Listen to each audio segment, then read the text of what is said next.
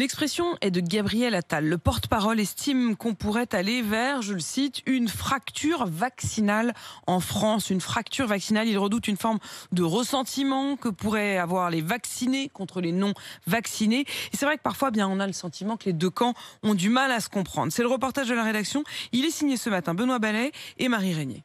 Paula n'a pas hésité une seconde avant de se faire vacciner, alors elle supporte de moins en moins le discours des anti-vaccins. Dans mon entourage, j'ai des clients qui refusent de se faire vacciner. C'est leur choix, mais je le respecte pas forcément. Je trouve qu'ils sont très égoïstes. Pas encore de colère envers les non-vaccinés, mais cela pourrait venir si on doit faire face à un nouveau confinement. Je redoute la rentrée et probablement que la colère viendra après. Probablement. Parce qu'on est tous au bout du rouleau, on n'en peut plus. On n'en peut plus.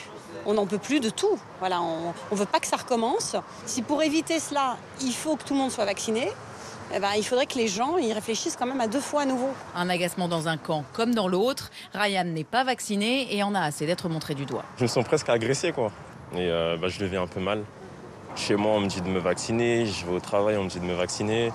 Mais je ne suis pas encore 100% sûr. Je préfère être rassuré, comme disent un petit peu ce qu'il y a, de quoi il est fait le vaccin, pour ensuite me lancer.